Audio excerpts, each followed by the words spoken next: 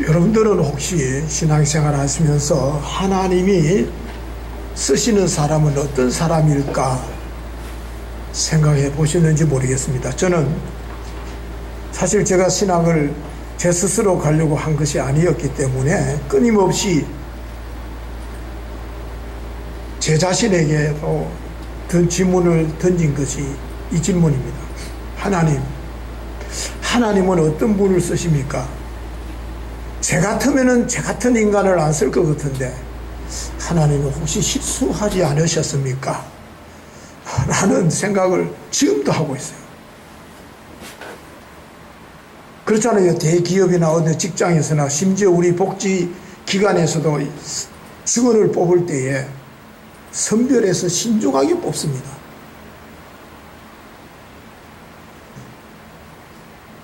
그래서 오늘 이제부터 한 또 몇 주가 될는지 모르겠습니다만은 하나님께서 쓰시는 사람이 누구일까? 그 근거가 있다면 무엇일까? 그래서 예수님께서 세우신 12제자를 중심으로 해서 살펴보고 또 은혜를 받고자 합니다. 제가 이 설교는 언제 한번 하고 싶었었는데 이제 생각을 하면서 함께 은혜를 나누는데요. 오늘은 그 서론 부분입니다. 서론으로서 결론부터 이렇게 딱 정리를 해서 말씀을 드린다면은 하나님께서는 약해도 쓰시더라, 약해도 쓰임을 받더라 하는 대명제를 가지고 이제 이 말씀을 풀어가려고 합니다. 왜냐하면은 우리는 보통 주의 일을 하면은 대단한 어떤 준비가 되어 있고 나는 아닙니다, 나는 아니다라고 발뺌을 하는 경우가 참 많습니다. 물어보면은 준비가 안 됐대요. 아직 부족하대요. 그런데 성경은 부족하니까 하나님이 쓰셨는데 자꾸 세상적인 논리로 접근을 합니다. 어떤 분은요, 세상에 별 볼 일도 없는 직위 몇 개 가지고요, 저 대단한 것처럼 교회 와서 저는 폼만 잡습니다. 빙빙 돌고 이거는 꼭 뭐 아래 것들이 하는 것처럼 금방을 뜨는 사람들도 있습니다. 저는 성경을 보나 교회사를 보나 하나의 흐름을 읽어낼 수가 있는데 그게 뭐냐면은 하나님은 약한 자를 사용하신다는 거예요. 아멘이 안 되네요. 여러분들이 아직 나는 대단한 사람이라고 생각하실는지 모르겠는데 심지어 하나님은요, 자신이 강하다고 자부하는 사람을 꺾어서 약하게 해서라도 사용하시더라는 거예요. 강할 때 안 쓰시더라는 거예요. 바울을 보십시오. 바울은 혈통적으로나 직이나 학식으로나 율법의 의로 볼 때는 부족함이 없는 사람이었습니다.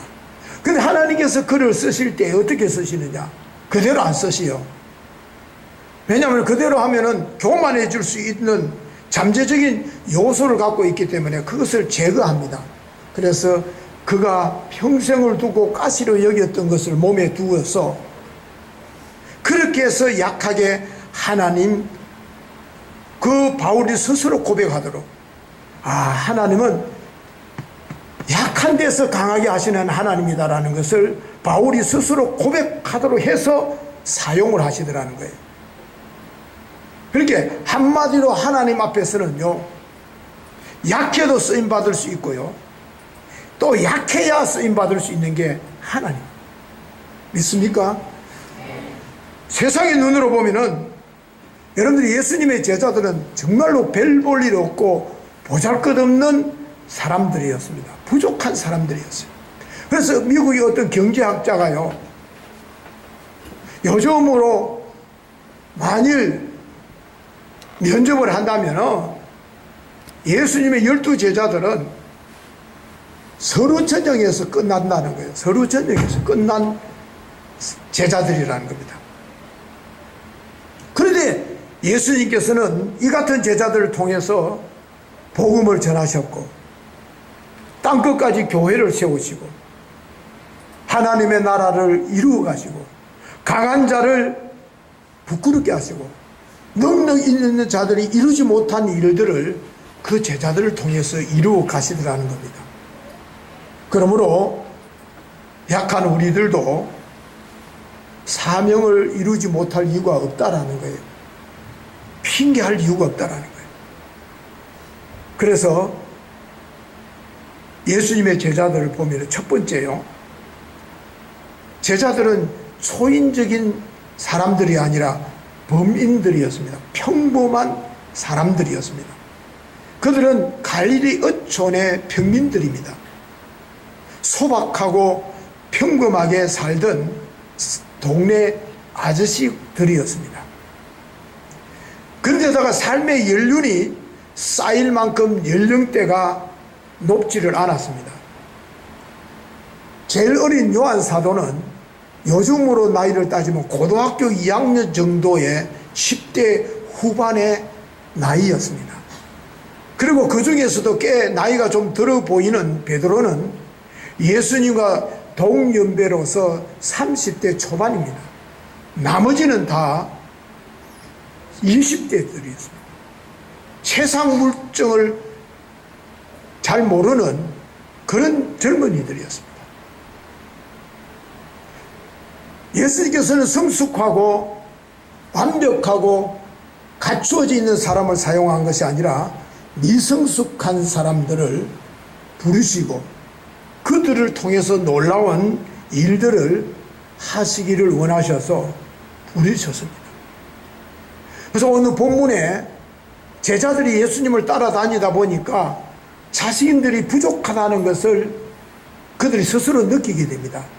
그래서 제 사도들이 예수님께 여쭙습니다. 선생님, 우리에게 믿음을 더해 주십시오. 아무리 생각해 봐도 우리의 믿음은 믿음이 아닌 것 같습니다. 라는 그들의 요청에 예수님이 뭐라고 이야기하느냐 하면은 무슨 소리 하느냐? 겨자씨 하나만한 믿음이 있으면은 이 뽕나무를 뿌리가 뽑혀서 저 바다에 심기울어다 할지라도 순종했을 끼다 괜찮다라고 이야기를 합니다. 주님께서는 제자들은 대단한 믿음을 그들은 요구했지만은 예수님은 대단한 믿음을 요구하지 않으셨습니다. 그 믿음으로 장애를 극복해야 하는 게 아니라는 거예요.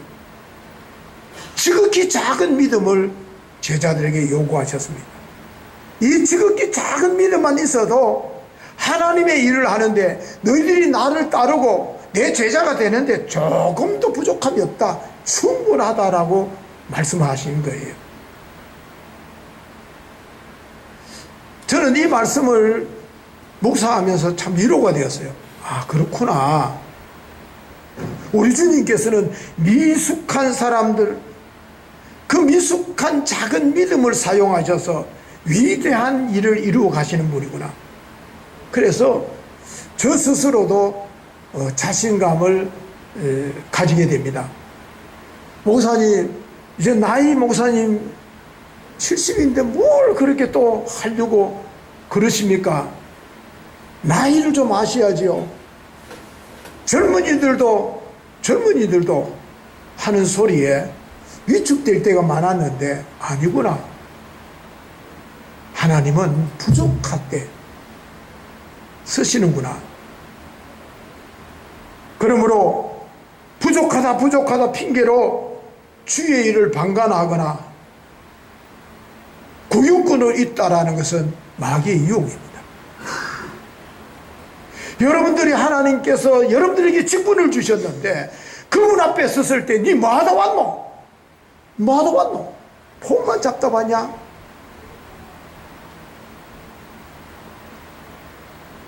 우리가 할 말이 있어야 되지 않겠어요? 세상의 스펙을 쌓고 능력을 갖춰야 주의 일을 한다라는 것 속지 마십시오. 스펙이 없어도 괜찮아요. 부족해도 괜찮다니까요. 반드시 큰 믿음만이 주의 일을 하는 게 아닙니다. 작은 작은 믿음이라도 주의 일은 할 수 있습니다. 교회 일은 할 수 있고요. 직분을 감당할 수 있는 거예요. 우리 교회가 지금 중대한 사실 기로에 서 있습니다. 이 초곡지구라는 선교지를 통째로 우리에게 주셨습니다. 정작 우리가 일어서야 할 때인데 전부 다 두 손을 모으고 누군가가 나서겠지.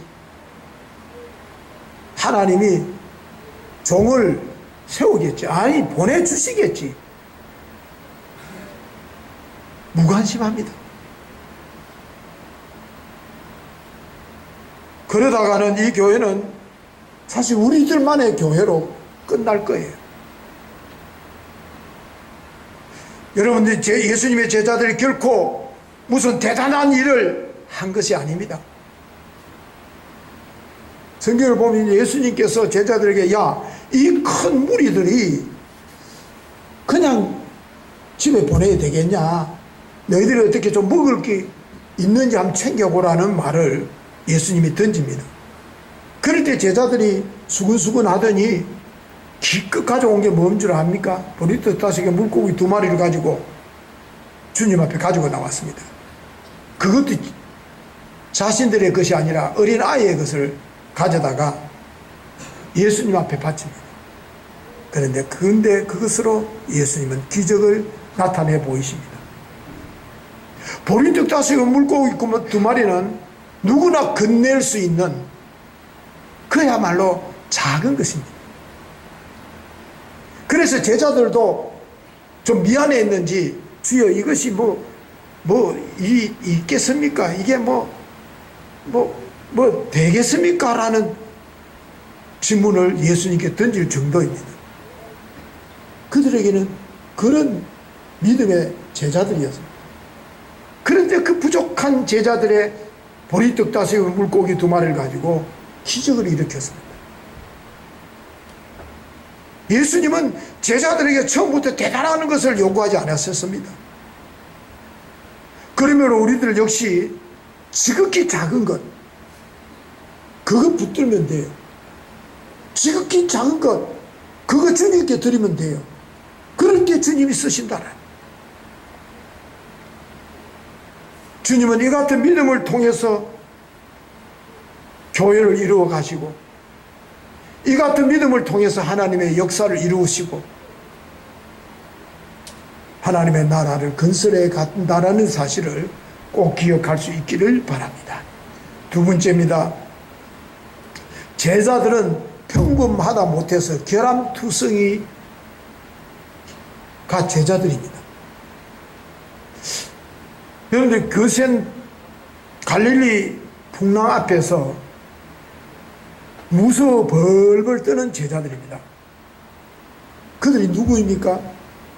직업이 뱃사람들입니다. 뱃사람들은 폭풍을, 웬만한 폭풍에는 무서워하지 않습니다. 두려워하지 않습니다. 그런데 그 사람들은 뱃사람인지 어떤 사람인지 구별이 안 들어갈 정도로 두려워합니다. 기도하라 했더니 돌아서자마자 깊은 잠에 빠지고 마는 의지가 없는 제자들입니다. 마리아가 예수님 발에 향유를 붓자 이 향유를 팔아 가난한 사람들에게 주지 왜 이렇게 낭비하느냐라고 헛소리하던 제자들입니다. 영적 센스가 전혀 없어요. 요때 요 말을 해야 될지 안 될지 그 구별 안 되는 제자들이었습니다. 떡을 가져다 가는 것을 맨날 잊어버립니다. 요즘 말은 먹을 것을 제자들이 이제 챙겨가는 것을 누군가가 가져오겠지. 그래서 예수님 하도 딱 해가지고 책망을 합니다. 또 잊어버리냐.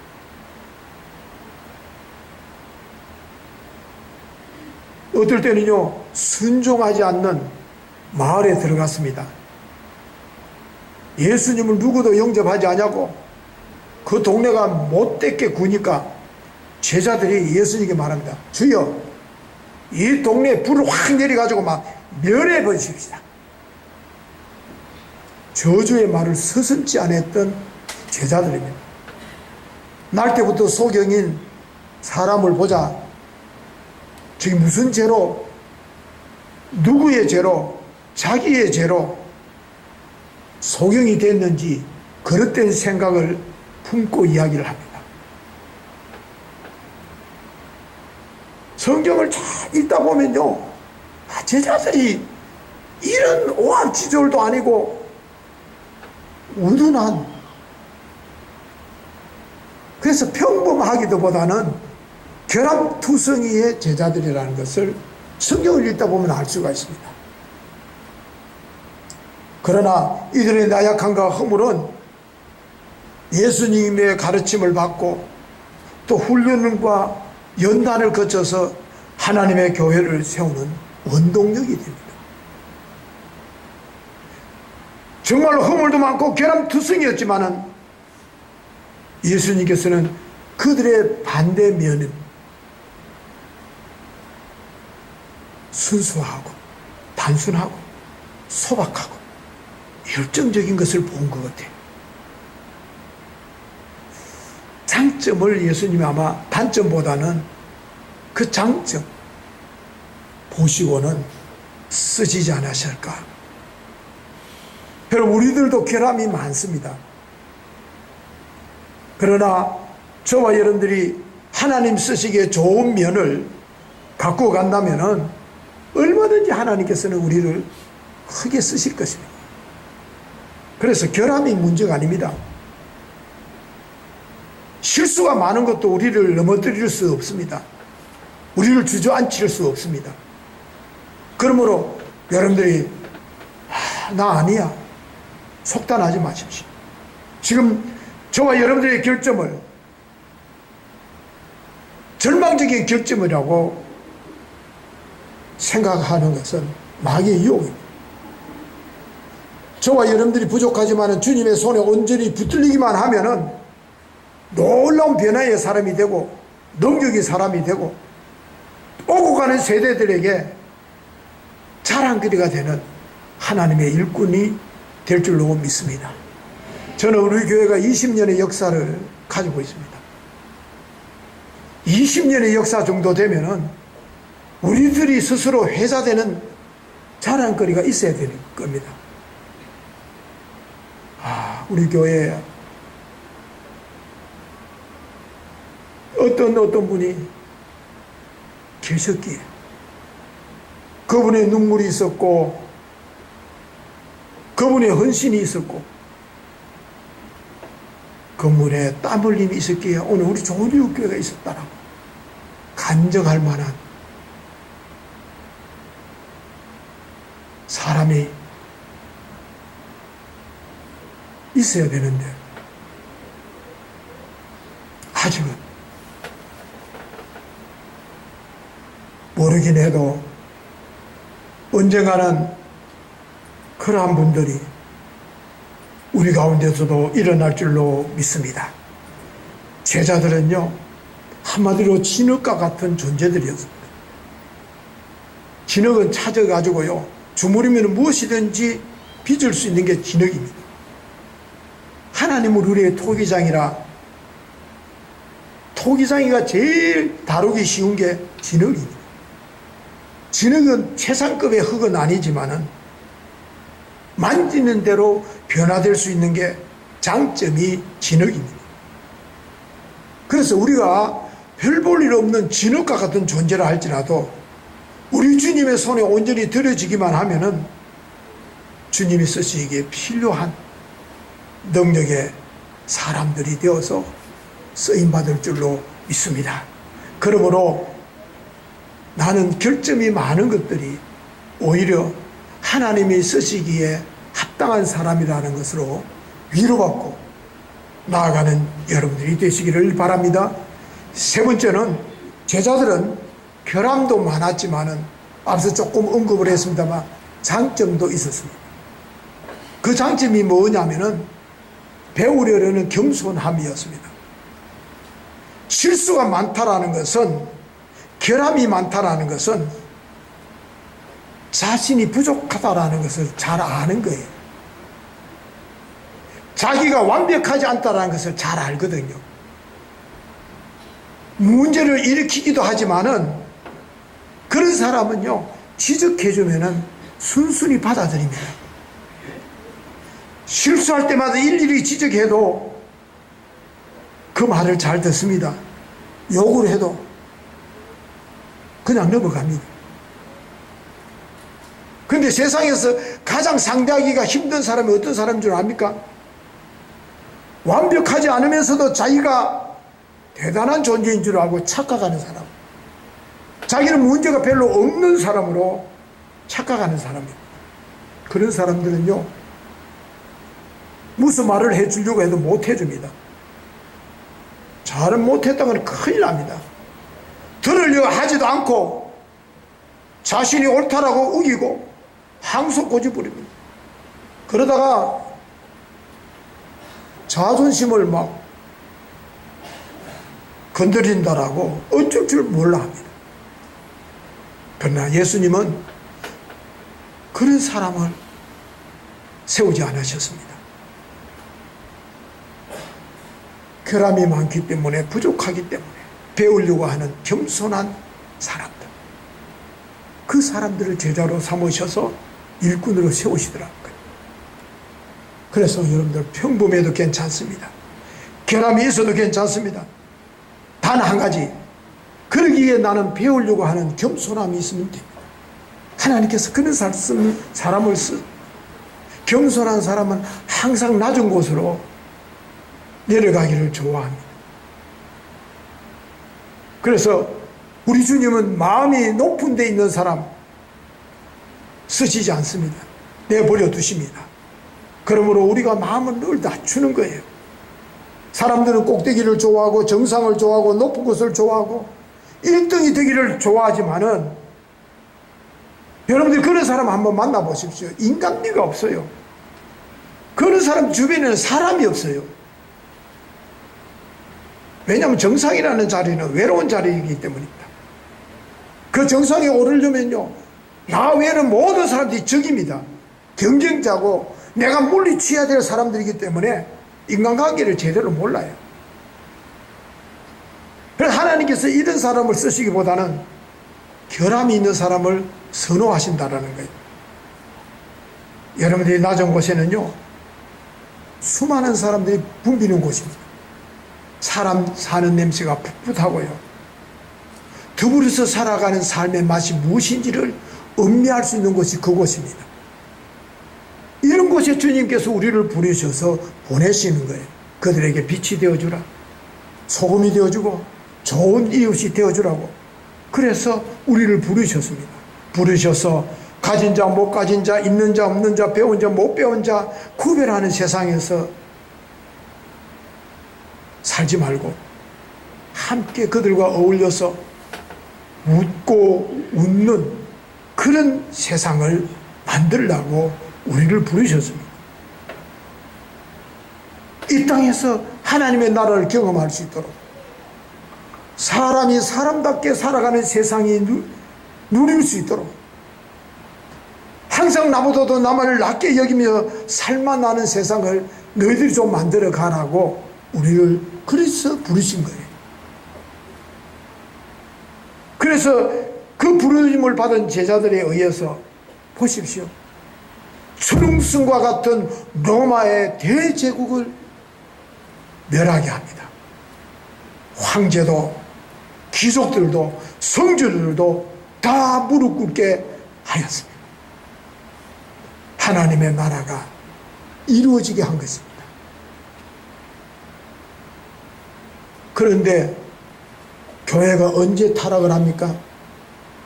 세상을 쫓아서 자꾸만 낮은 데가 아니라 높은 데를, 승김을 받는 자리가 아니라 승김을 받으려고 하는 자리가 축복의 자리로, 그 자리를 선호하다가 교회가 교회 본질을 상실하게 되고 하나님이 함께하지 아니하므로 사도 바울이 목숨을 바쳐서 선교했던 소아시아 7교회가 무참하게 짓밟히고 무슬림 국가로 전락된 것은 바로 교회가 교회답지 못하고 믿음의 사람이 믿음의 사람답지 않게 살한 결과입니다. 많은 사람들이 높은 곳에 계속 오르려 하고 머물려 하다가 망하고 시험 들고 어려움을 당했다는 것을 우리가 잘 알고 있으면서도 불구하고 우리들 역시 지금도 한국 교회도 그 길을 또 쫓아가는 거예요. 정상이 축복이라고, 많이 가진 것이 복이라고, 더 갖지 못해가지고 안달을 해서 하나님 앞에 기도하고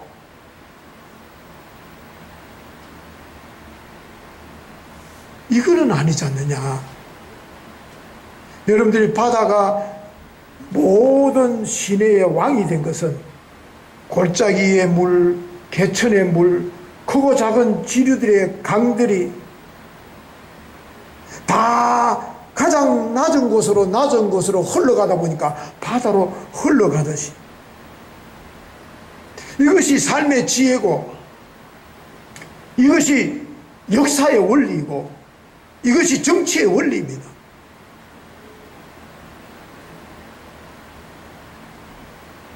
이번에 모 정치가가 죽은 것을 두고 온 언론이 떠드는 것은, 찬양하는 것은 그가 가진 자의 편에 선 것이 아니라 못 가진 자, 가난한 자, 병든 자의 편에 일생을 두고 살았는 결과 언론이 그를 얼마나 수학을 하고 있습니까? 물론 우리가 기독교 윤리를 보면 잘못된 것도 있지만 오늘 한국 교회가 만일 그랬더라면 오늘 한국 교회가 이렇게 되었을까? 우리는 배우자라는 거죠. 예수님을 믿지 않는 정치가도 이 원리를 알아서 살았는데, 그러므로 주님께서는 결함이 많기에 부족함을 알기에 우리들을 부르셔서 낮은 곳에 머물도록 우리를 세우셨다라는 것, 거기에서 하나님의 나라를 건설하는, 부르셨다는 것. 그래서 이사야서에 보면은 우리를 향해서 던져주시는 말씀이 있습니다. 너희들이, 내가 꿈꾸고 너희들이 꿈꿔야 될 세상은 어떤 세상인 줄 아느냐? 이리와 어린 양이 평화롭게 살고 표범과 새끼 염소가 함께 누우며 송아지와 새끼 사자가 어린 항소와 함께 다니고 어린 아이들이 그들을 이끌고 가는 것. 암소와 곰이 사이좋게 풀을 뜯고 그것들이 새끼들과 함께 누우며 사자가 소처럼 풀을 먹는 것.